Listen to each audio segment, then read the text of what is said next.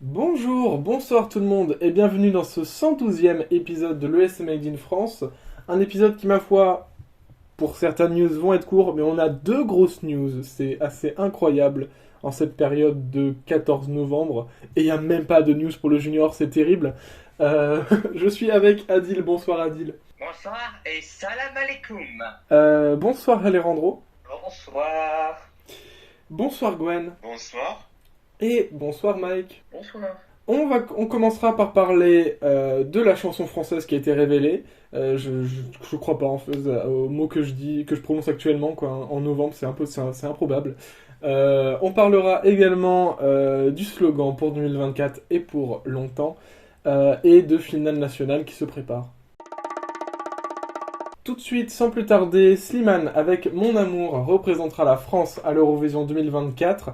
La chanson et l'artiste ont été annoncés le 8 novembre, ce qui est extrêmement tôt. Je ne pense pas qu'il y ait eu dans l'histoire de l'Eurovision, en France en tout cas, des annonces aussi tôt. Adil, qu'est-ce que tu en penses de Mon Amour ? Ok, à titre personnel, j'aime pas vraiment Slimane ni sa manière de chanter. Voilà, genre avec les tubes Paname, Viens en scène et tous les musiques qu'il a fait d'Adèle Pita, je passe mon tour. Mais en vrai, je préfère quand même Slimane quand il rappe. Vous voyez, genre Solune, leur deuxième homme, ça j'aime bien. Non mais quand même, on réalise pas qu'il y a Slimane qui va faire l'Eurovision. Moi je lui dis, j'adore cet artiste, et pourtant, il y est dans le plus grand des calmes. Il semble qu'Alexandra qui est les deux gros échecs de Funen, et évidemment, là c'est à cause de la sélection qui était pas faite, et l'autre parce que Lazara était ingérable niveau personnalité. Là, avec Slimane, je crois pas qu'on aurait les deux. Personnellement, bon, je sais que je vais pas approcher avec le temps avec Mon Amour, même si je sais que la prestation et le beau classement seront quand même au rendez-vous en mai. Alejandro, qu'est-ce que tu penses de Mon Amour ? Voilà, je vais revenir déjà sur ce que tu as dit. C'est vrai que avoir et l'artiste et la chanson aussitôt dans une saison Eurovision, enfin déjà c'est... Je pense qu'on est tous d'accord ici pour dire que ça nous a pris complètement de court. Quand j'ai vu sur Insta qu'Alexandra Redamiel elle parle au micro de France Inter, j'ai dit bon, je vais écouter comme ça. Mais avant le début de sa chronique, l'un des présentateurs qui dit ouais, pour la présentation de l'artiste machin, j'ai dit attends, quoi? Aussitôt? Et puis autant... Déjà ça, j'ai trouvé ça fou. Et le fait que ce soit Slimane en plus, enfin, je sais que beaucoup d'Eurofans en parlaient, voulaient qu'il arrive à un moment donné. Certains espéraient même justement qu'il fasse l'Eurovision juste après qu'il ait été connu grâce à The Voice, etc. Et ouais, j'aurais jamais cru avoir un artiste aussi important entre guillemets de la scène musicale française nous représentée. Donc je suis très content de ce choix. Moi, Slimane, c'est un artiste que j'écoute. Je dirais pas régulièrement, mais de temps en temps, ses chansons passent dans mes playlists. Et Mon Amour, franchement, je trouve que c'est une très bonne chanson pour lui, dans le sens où il va pouvoir montrer en fait un maximum de son amplitude vocale, de ses performances vocales. Je pense qu'il va pouvoir beaucoup s'amuser là-dessus. Et puis bon, évidemment, j'avais peur qu'on rentre trop dans le cliché, trop de la chanson française, et j'ai trouvé justement que c'était pas trop le cas, qu'on a réussi, bon, même si certes parler de l'amour, ça fait très cliché français, mais j'ai trouvé que c'était un peu moins français que Barbara Pravi, je trouve. C'est vrai. Et non, je suis très content de ce choix. On sait que vocalement ça va être nickel, hein, on le sait. Plus qu'à voir ce que la délégation et l'équipe de Slimane nous réservent pour la mise en scène. Mais je pars confiant et c'est un très bon coup de la part de Français justement, et pour oublier justement les torts de l'année passée, et en plus pour pouvoir essayer justement de rassembler un peu plus de Français pour l'Eurovision. Donc voilà, on lui souhaite tout le meilleur, une grande chance possible. Et puis quoi qu'il arrive, je sais qu'il va fièrement nous représenter, et je suis très content. Gwen, qu'est-ce que tu penses de Mon Amour ? Alors déjà pour le développement de la chanson, j'étais comme Alejandro, c'est vrai que Tu te réveilles le matin, t'apprends tout de suite que t'as déjà le représentant de la France à l'Eurovision, alors qu'on est début novembre. Je pense que je n'ai jamais vu ça en tant que Eurofan.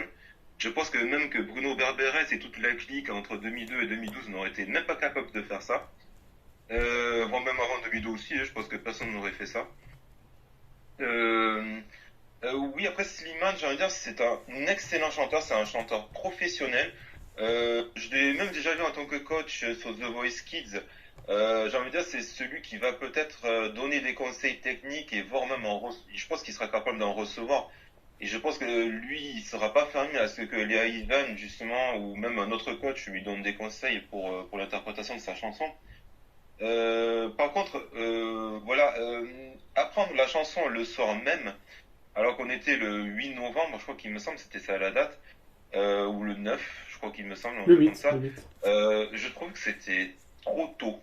C'est la première fois en tant qu'europhone que je vois qu'une chanson est sortie à cette date-là. Même si la Macédoine du Nord et Malte avaient sélectionné en 2015 leur chanson assez tôt, c'était à peu près mais la même date, mais un petit peu plus tard, quoi. Je dirais le même mois, mais un petit peu plus tard. Surtout quand puisque la chanson avait été revampée un petit peu plus tard aussi, donc c'était pas vraiment non plus une chanson définitive. Après la chanson en elle-même, c'est une très très belle chanson qui est faite pour Slimane, pour lui. De tous les échos que j'ai eus, c'est tous des échos très positifs. Personnellement, j'ai juste envie de dire qu'il faut pas non plus mettre la charrue avant les bœufs. Il reste quand même 6 mois avant le concours aux ans, c'est le 11 mai. Je pense que le dévoilement a été fait trop tôt. Je pense qu'il aurait fallu faire un petit peu plus tard, au mois de janvier, au mois de février. Je pense que ça aurait suffi très amplement. Surtout que la prochaine chanson, là, au mois de décembre, il y aura la République tchèque et il y aura l'Albanie. Voilà, après, tous les échos que j'ai eus, c'est des échos très positifs, comme quoi c'est vraiment une très bonne chanson. Et moi, je suis assez d'accord, hein. Même, il a une puissance vocale à aller chercher, justement. Pour l'instant, je dirais pas la victoire, je trouve que c'est trop tôt. Mais je pense que même un top 5 est déjà assuré parce que les jurys vont fondre devant lui. Ils vont tous voter pour lui. Enfin, je vois pas autrement, au moins que bon, une autre chanson qui soit un peu plus meilleure.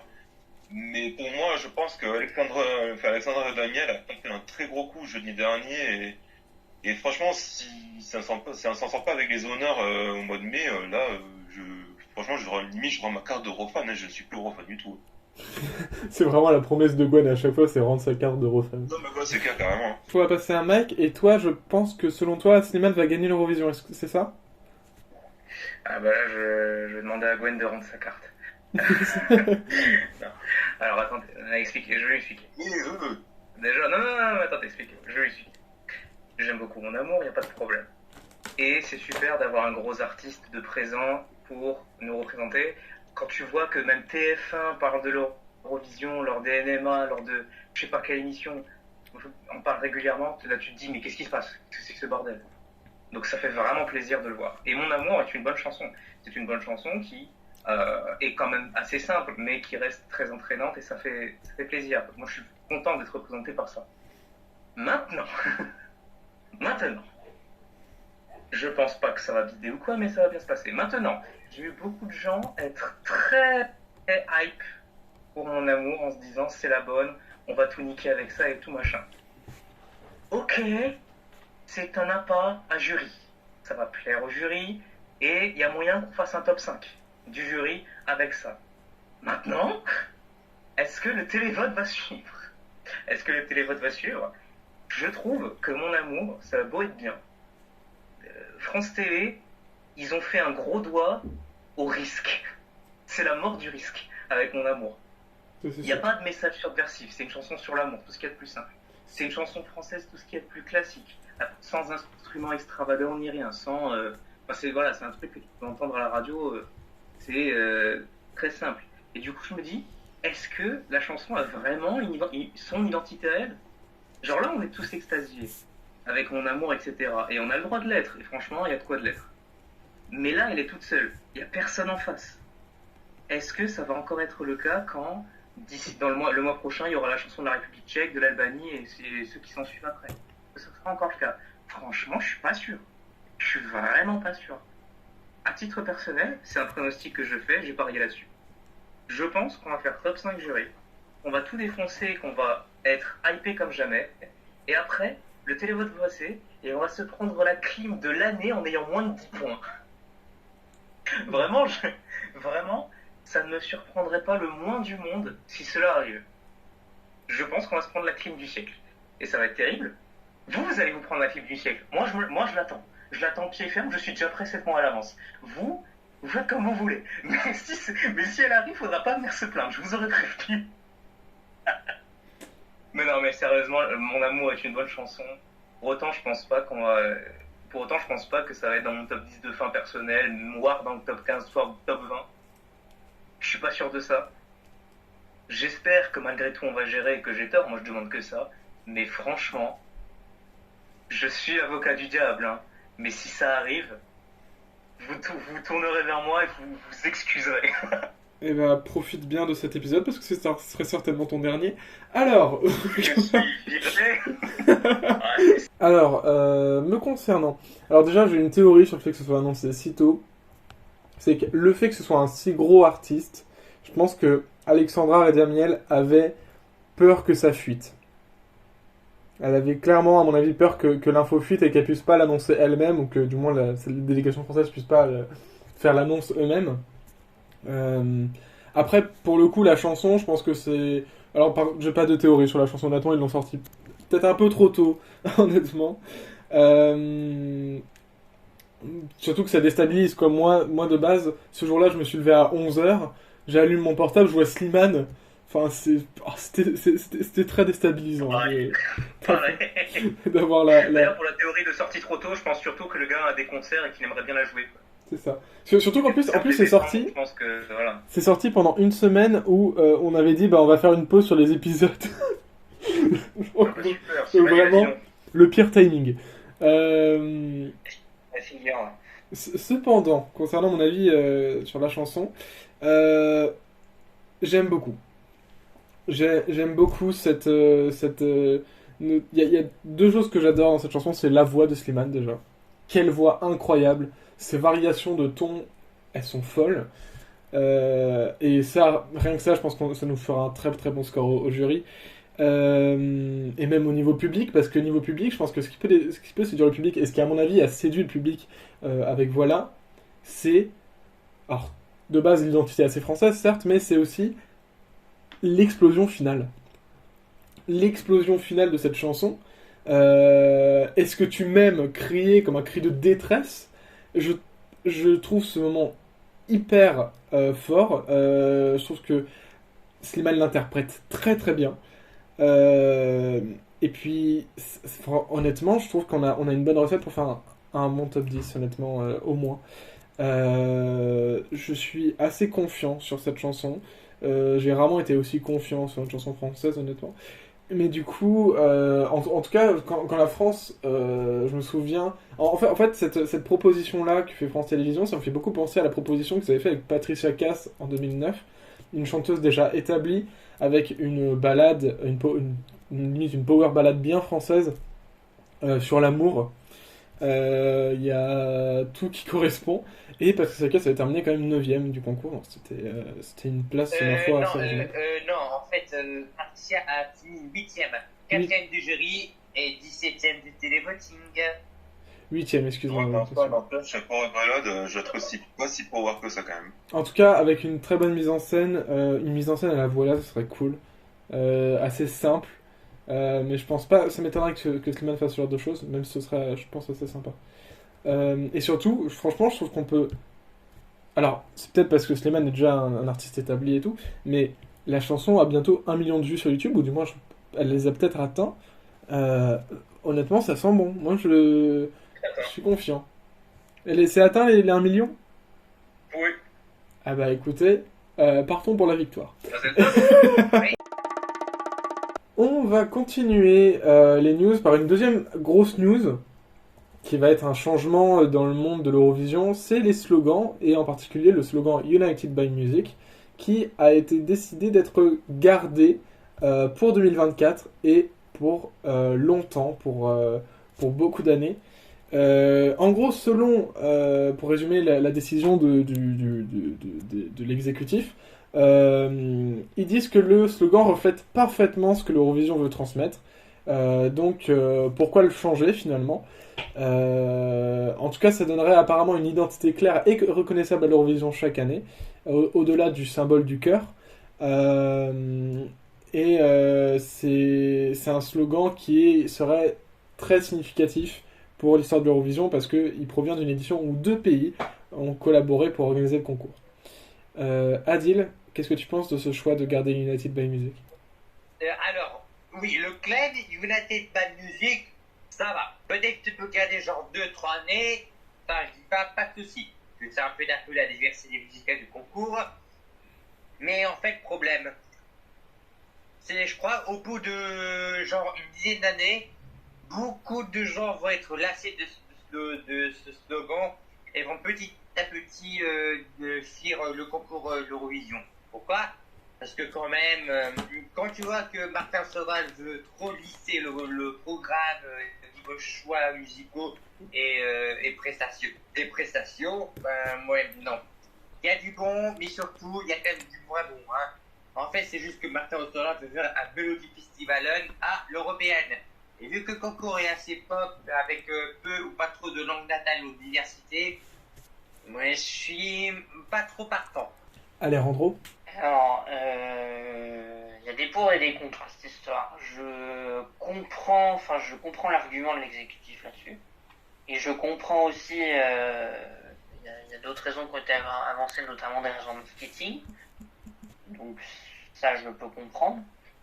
Mais je trouve que on va perdre en fait ce qui rendait un peu justement les différentes éditions de l'Eurovision unique, parce qu'en fait chaque identité visuelle était associée à un slogan, et voilà, slogan qui devait représenter, enfin comment dire, qui était vraiment ancré avec justement une édition précise dans une ville précise avec un pays précis. Et là, je trouve que c'est généralisé pour au final perdre ce côté un peu authentique de chaque édition. Et puis c'est moi en tout cas dans ma tête c'est ce slogan là en fait, et je sais pas si c'est le cas pour vous et je sais pas si c'est le cas pour le reste des Eurofans, mais ce slogan, voilà, le problème de ce slogan, c'est qu'il va me rappeler trop justement tout le côté qu'il y a eu, tout le côté alors que je ne reproche pas, mais tout le côté oui, solidarité avec l'Ukraine, etc. Et qu'évidemment je comprends et que je suis pas contre ça. Mais à un moment donné, oui, on a fait une édition en solidarité avec l'Ukraine, justement pour leur dire qu'on était là, etc. Mais ça va trop rester dans le temps, je trouve, et je trouve ça dommage en fait. Et ouais, j'ai peur que cette idée reste trop en tête des gens. Donc ouais, je comprends les arguments pour, mais ça se discute. Gwen? Je suis totalement contre. Pour moi, ça va beaucoup dénaturer l'Eurovision. Comme l'a dit Alejandro, et je pense que même tous les arguments sont valables. Je veux dire, chaque pays a son histoire, même Victor a son histoire aussi, j'ai envie de dire.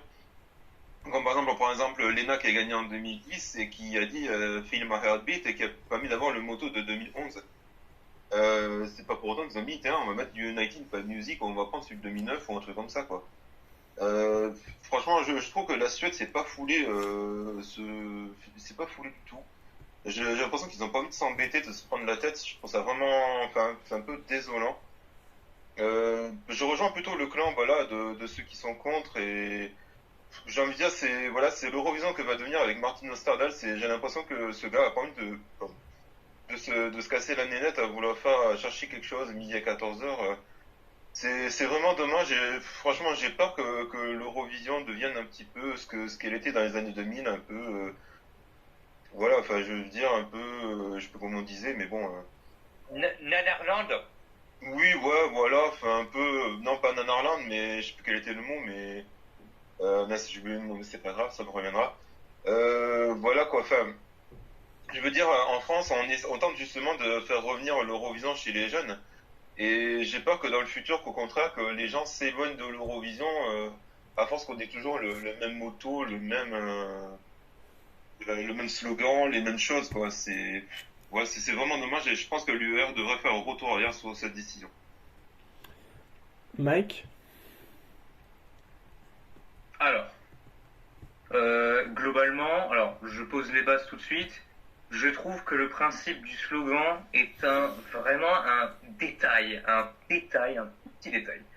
Pour le coup, j'ai l'impression. Alors, il y a cette histoire de dénaturer l'esprit de l'Eurovision, le rendre uniforme, etc. Mais vraiment, à part les Eurofans, personne ne se soucie du slogan. Genre, on est deux. À l'échelle européenne, on est deux. Donc, je trouve que on s'emporte un petit peu sur ce changement de slogan, sur le fait que ça dénature un peu l'esprit, que mais du coup, Sterdal, il veut faire un Melfest bis avec l'Eurovision.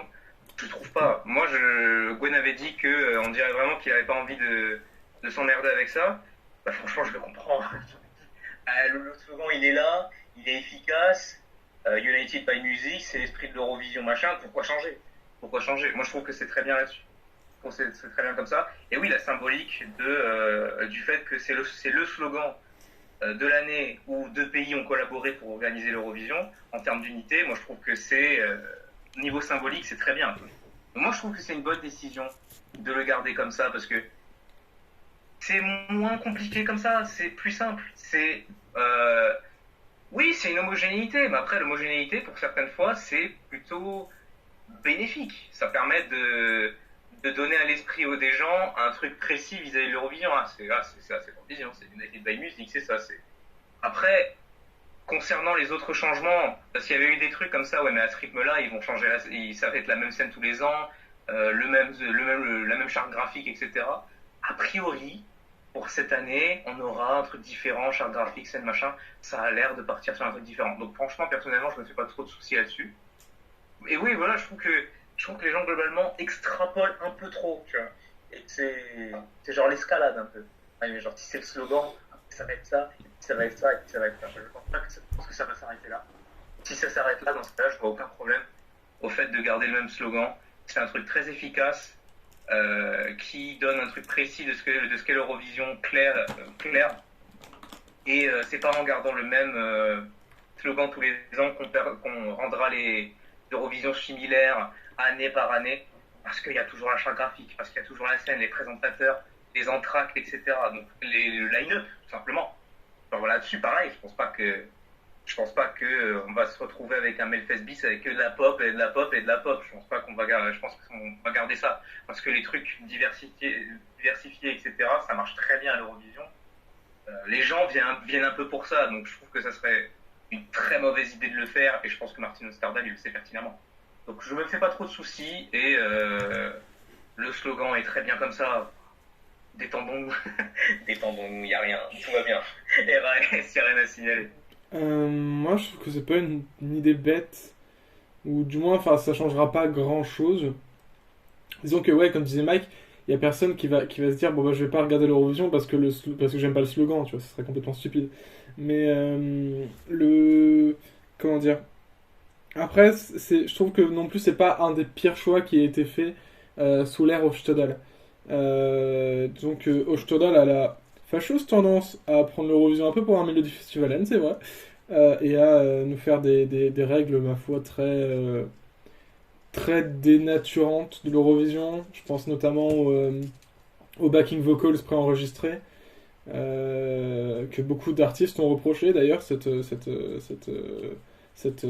chose-là. Mais oui, du coup, c'est ce qui m'inquiète le plus, c'est au final que l'Eurovision devienne un Melody Festival bis. Pour l'instant, ça va, c'est qu'un slogan, ça ira.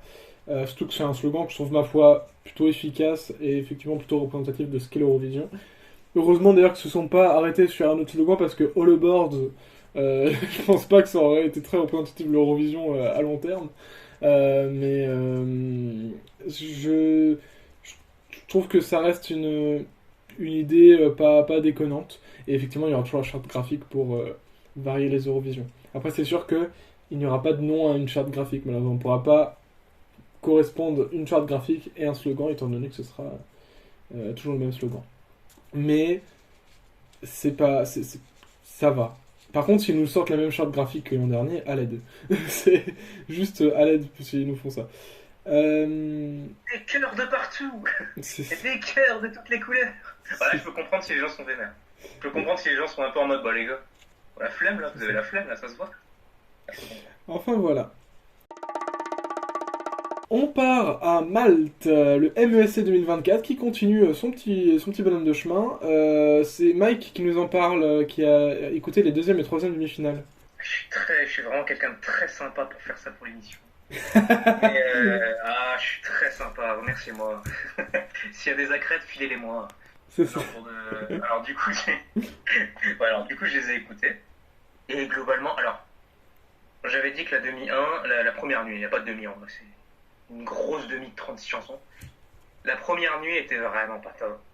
C'était vraiment très feignant, très classique, très cheap, très beauf.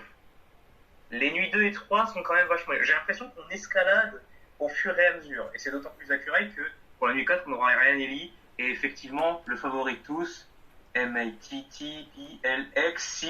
K. Kay. Exactement, le roi, le dieu de Malte. Donc voilà. Donc il sera là samedi, on va voir un peu ce qu'il va donner, ça va être super. Mais en l'état, je trouve que ça s'améliore malgré tout. Je trouve aussi que en l'état, il n'y a aucune chanson qui passe la demi.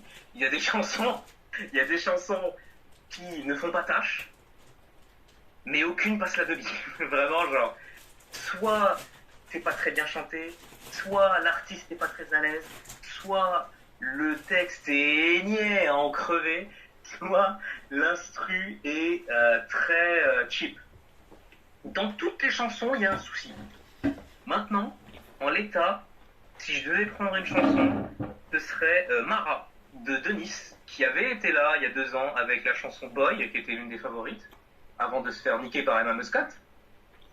Bon, favorite en vrai, pas tant que ça, mais voilà, c'est une chanson qui se démarquait. Donc voilà, parce que Denise, elle est à l'aise sur scène, il y a un petit rythme sympa, c'est assez original, faut un revamp.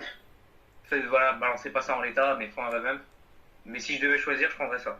Maintenant, à voir les clips, à voir un peu comment ça rend avec de la vraie qualité, parce que là, frère, on est dans un talk show, on n'est pas là pour ça. Le plateau, le studio, il n'est pas fait pour faire un live de musique. Donc, à voir comment ça se passe. Mais en l'état, Malte, c'est vraiment mal barré. À voir que ce qui va faire Matt Black. Peut-être que ça va être le sauveur, ça va être le Jésus de Malte, on va voir. On va voir au prochain épisode. Mais en l'état, vraiment, ça met pas en confiance pour Malte. Hein. Vraiment, t'as envie juste qu'il bouge les doigts, qu'il sort les doigts, ou qu'ils fassent une sélection interne, quelque chose, mais c'est où, j'en suis. Ou au pire, comme ils ont l'habitude de le faire, choisir leur représentant et changer la chanson juste après. Oui, ou changer la chanson, faites ce que vous voulez, mais vraiment, là en l'état, c'est ni fait ni à faire. Enfin, ils m'ont non plus, mais vas-y, on s'emmerde un peu. Eh bien, merci Mike pour ces résumés des deuxième et troisième nuits du coup du MESC 2024. Et du coup, la quatrième qui aura lieu du jeudi soir ou vendredi soir, je sais plus, vendredi soir, je crois. Vendredi soir. Du coup, vendredi soir, on entend le vendredi 17 novembre. Parce que je sais pas quand l'épisode sortira. On passe aux participants et participantes pour les Stylol 2024. Un nombre de 20 participants ont été annoncés, 15 demi-finalistes et 15 finalistes.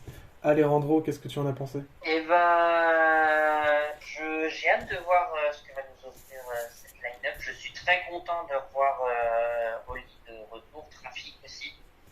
Je n'aurais jamais cru que Laura retenterait encore une fois. Et puis non, j'ai hâte de voir. Brother Apollo m'a déjà fait de l'œil. J'ai cru comprendre que 5 minutes aussi, ça allait être assez particulier, donc j'ai hâte de voir. Mais voilà, les Stylos, c'est toujours une sélection que je prends plaisir à suivre, donc j'ai hâte de voir ce que ça va donner cette année. Gwen? Oui, je suis un peu comme Alejandro, j'ai hâte aussi de découvrir cette sélection. Sachant qu'il y a quand même des noms assez connus comme Sven Lomus ou Tigriasa qui a fait aussi une chanson. Voir Victor Kron aussi qui est en finale directe avec Daniel Levy.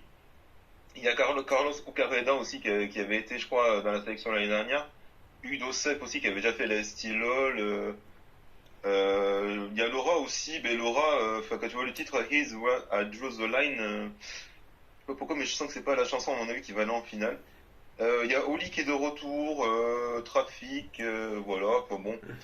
J'ai hâte de découvrir les chansons. Mike? On est sur un line-up classique de Still All. Enfin, c'est Still All de toute façon. C'est un truc, c'est une sélection où règnent un peu les chansons un peu classiques, un peu pop, ballade. On fait la blague des fois de putain, les Estoniens ils ont des goûts de vieux, mais c'est un peu vrai. C'est un peu vrai. Et c'est encore le cas ici. Pour autant, là, on a Oli.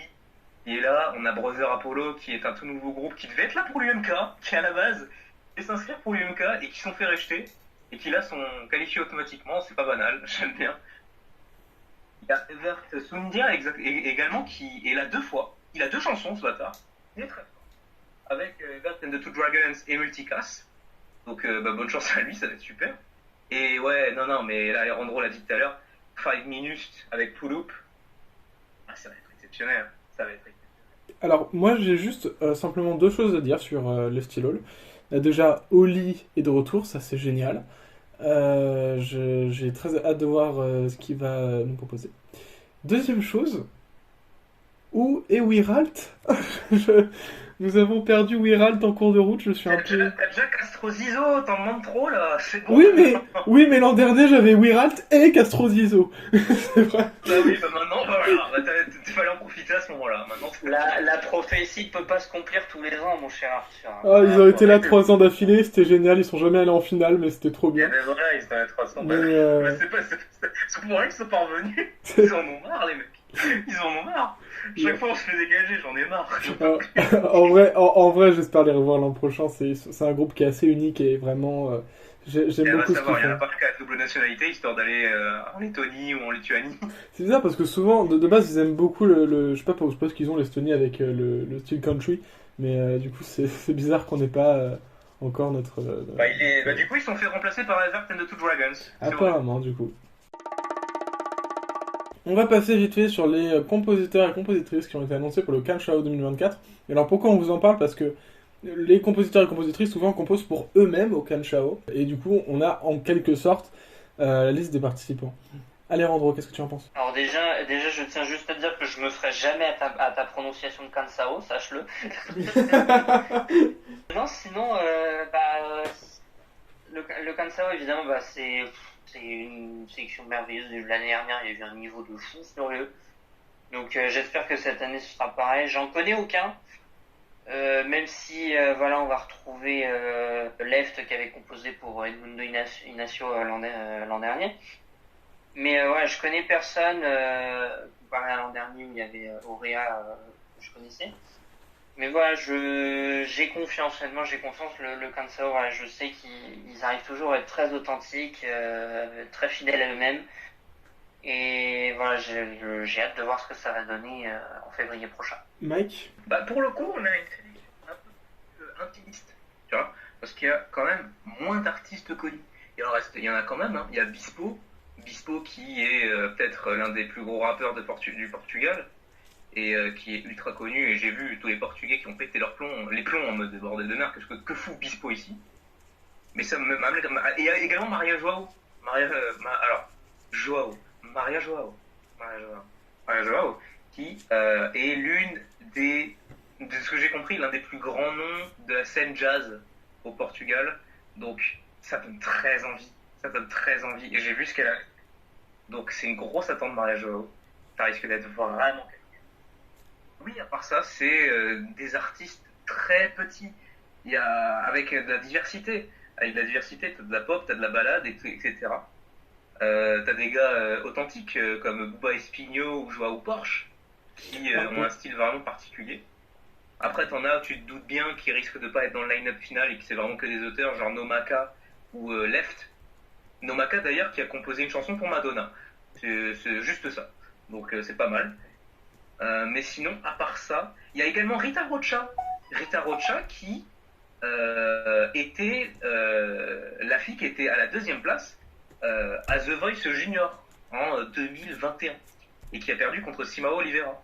Donc à peu de choses près, c'était elle la représentante du Portugal en 2021. Donc je dis ça comme ça. Du coup, elle a bien grandi, ça va bien passer. A priori, elle n'est pas autrice. Un line-up toujours aussi intéressant qui me fait aimer le Kansao. À voir par rapport au manque de notoriété particulier cette année, mais je me fais pas trop de soucis. Bah, moi, je dirais juste qu'en fait, l'authenticité, c'est le principe de Kansao. C'est un petit peu. Je vais me faire taper pour dire ça, mais c'est un peu l'anti-Melfest. Donc. Mais tu as raison. Et tu as complètement raison, je te suis là-dessus. Mais bien sûr, mais on se serre la main à trois, mais bien sûr. Moi, mon Melfest, Mais... On continue et on termine sur les participants du Benidorm 2024. Exceptionnellement, je vais donner la parole en premier à Alejandro, qui m'a l'air bien hype pour ce concours. Alors, juste avant de parler des artistes, je tenais à dire deux petites choses. C'est bien de vouloir faire une présentation d'une sélection nationale, mais il faudrait pas le faire avec des problèmes de son. Hein, je vais déjà commencer par là. Et ensuite, on retiendra la grande phrase de l'une des chanteuses de Tanchou Guerres qui a dit « On remercie les Eurofans qui peuvent être très sympas comme très salauds ». Je n'aurais pas mieux résumé les Eurofans espagnols. Sinon, je suis assez content de cette line-up dans le sens où elle représente assez bien ce que la musique qu'écoute actuellement la société espagnole. On aura un peu de tout, on aura des genres qu'on n'aura pas vu jusqu'à présent, du genre beaucoup de genres urbains, peut-être même je pense qu'il y aura du reggaeton dans le lot, mais ça je suis pas sûr, donc à voir. Donc voilà, beaucoup de noms que je ne connaissais pas, et Angie Fernandez, elle avait beau être connue, je ne la connaissais pas. Alors que c'est un peu la Genelli espagnole, quoi. Elle a tourné dans des séries genre Physique ou Chimie, elle a fait des trucs de ouf auparavant, je la connaissais pas du tout, et puis elle a profité du Benidorm pour revenir sur le devant de la scène musicale, donc forcément ça fait plaisir à tout le monde. D'autant plus de ce que l'on sait, c'est que sa chanson va être en partie composée par Thomas Gilson et une partie de l'équipe de Gotthard. Donc les attentes sont assez hautes là-dessus. Non, de cette liste de 16, j'en connaissais 3. Je connaissais le groupe Mantra parce qu'ils ont un featuring avec Edurne. Donc voilà, Mantra, c'est de la pop assez solaire, c'est très joyeux, c'est pas prise de tête, c'est vraiment les trucs que t'écoutes en été, voilà. Miss Cafeïna que je connaissais, alors Miss Cafeïna je les connais depuis un bon moment déjà, ça fait 4-5 ans je crois déjà que j'écoute un petit peu ce qu'ils font, donc voilà, c'est du bon rock indie, vraiment c'est très agréable à écouter. Et puis alors, la dernière personne que je vais mentionner, je sais que Mike est avec moi sur ce coup-là et je suis très content d'avoir rallié quelqu'un à ma cause. Je la voulais depuis très longtemps, ça fait seulement 2 ans que je la connais et je l'espérais un jour au Benidorm Fest et je ne pouvais pas rêver mieux. La grande Maria Pelay. Cette femme, ça va être mon chou de la saison, je vais casser les couilles à tout le monde avec. Et malheureusement, mes chers amis ici présents ont déjà subi les frais. Mais d'ailleurs, Maria Pelay, qui n'est pas inconnue dans le monde de l'Eurovision, puisqu'elle a composé avec sa compagne Alba Rey la chanson Arde d'Aitana, qui était en lice pour représenter l'Eurovision en 2018, lors de Opération Triunfo. Pour représenter l'Eurovision tout entière, c'est incroyable. Pour représenter l'Espagne plutôt, voilà. On va y arriver. Non mais voilà, Maria Pelay, vraiment c'est une artiste que j'admire beaucoup, j'adore ce qu'elle fait, c'est fun, c'est décalé, c'est toujours fait avec humour, et pourtant elle dit des choses, elle dénonce des choses dans ses chansons. Par exemple, le tube qui l'a fait connaître qui s'appelle La Niña, en fait dénonce de manière très, très satirique, en fait tous les clichés, toutes les moqueries que subissent les femmes lesbiennes au quotidien. Et c'est fait avec un humour, ce que je trouve absolument génial. Et donc, non, vraiment, voilà, je vais être chiant avec elle sur tout le long. Et forcément, j'ai des attentes assez hautes. Elle a dit que alors, elle fait un peu de tout. Elle fait certes des chansons qui bougent, certes des chansons un peu plus tranquilles, ou c'est un peu plus balade entre guillemets. Mais voilà, elle a dit que sa chanson, voilà, ça va être quelque chose qui va bouger. Et si elle fait un mix comme elle avait fait sur son dernier titre qui s'appelle Letra Menua, où elle mélange et du chanté et du parler, là ça peut être juste incroyable. Donc voilà, je suis très très content de l'avoir. Et comme j'ai dit, voilà, très content de cette line-up et hâte de voir les chansons du coup qui vont sortir à la mi-décembre. Adil, qu'est-ce que tu penses de cette liste de participants? Bon, en l'état, ça m'inspire pas grand-chose, hormis que j'ai peut-être un peu le seum que Megara soit pas de retour, parce que j'adorais tellement Arcadia. Mais bon, c'est pas grave. Gwen? Je vais essayer de faire bref parce que sinon on va être à 2 heures d'enregistrement, ça va être un peu chiant. Et en plus je dois partir dans pas longtemps.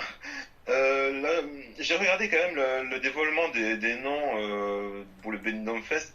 Excusez-moi de dire, mais quel ennui que c'était, purée. C'est vraiment le limite. J'ai même pas regardé jusqu'à la fin parce que ça m'a tellement fait chier personnellement. Et puis, personnellement, moi, je suis un peu déçu, un peu comme a dit, effectivement, on s'attendait probablement à des retours par rapport à l'an dernier qu'on n'a pas eu, comme Megara ou Voragonei.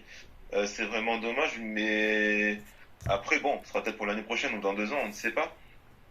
Après, quand je vois la line-up, moi, ce qui me pose problème, c'est que de mon côté à moi, c'est que c'est pas vraiment des noms très connus.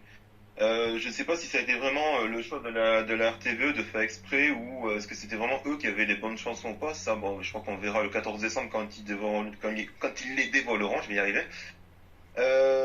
Oui, voilà. Après, bon, les seuls peut-être qui étaient connus, c'est Angie Fernandez, voire Jorge González ou comment ça s'appelle Maria Pelae. Pour l'instant, un vue d'œil pour l'instant, vraiment, j'ai rien qui me parle, qui me dit. Voilà, enfin peut-être attendre les chansons, je pense que ce sera mieux d'avoir les chansons, de se donner un avis et puis on verra bien qui sera le mieux placé pour représenter l'Espagne. Et Mike, enfin. Alors, en effet, c'est un line-up de gens un peu moins connus. Il n'y a pas de retour ni rien. On peut trouver ça dommage. Perso, je dirais jamais qu'un line-up est décevant parce qu'il n'y a pas de non connus. Perso, je crois que ce soit un gage de qualité ou de défaut ou de quoi que ce soit. Bon, enfin bref. Après, je trouve que c'est un line-up avec moins d'extravagance. Il n'y a pas de genre de musique à la Megara ou quoi. C'est des artistes un peu plus avec les pieds sur terre, un peu plus classiques. Et oui, un peu plus de ce que les Espagnols écoutent en général. Donc au final, c'est un bien, c'est un mal pour un bien. Après, il y a des gens qui étaient un peu inquiets par rapport au fait que Ana María Bordas a repris la délégation espagnole en se disant bordel, l'Espagne va encore flopper, etc. Ça va être horrible. Et c'est vrai qu'en regardant le line-up, c'est des artistes qui auraient pu totalement être sélectionnés pour représenter l'Espagne en 2018, 2019, 2021, tu vois.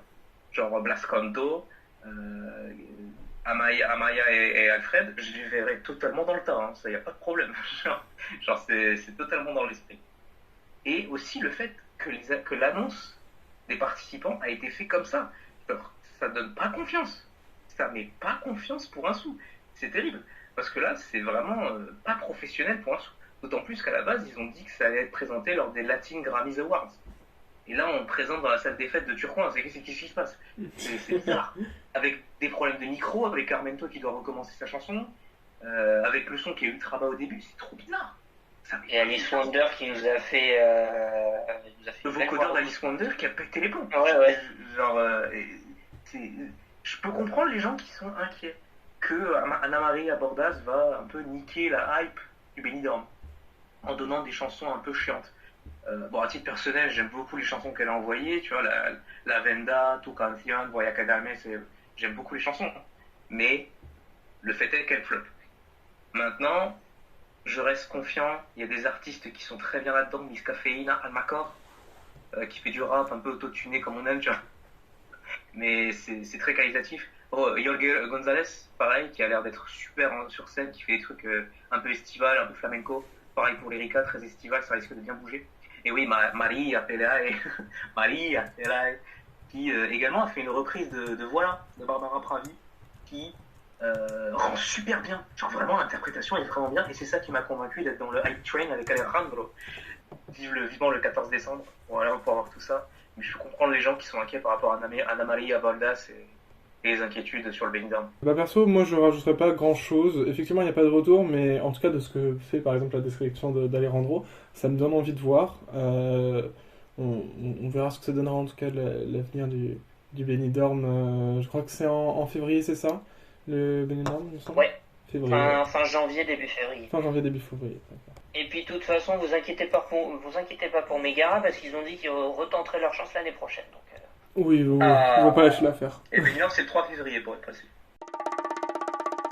Ainsi conclut le 112e épisode de l'ESC Made in France, qui aurait été un peu plus long que prévu, peut-être. Merci Adil d'avoir été là. Merci beaucoup. Merci Alejandro. avec grand plaisir.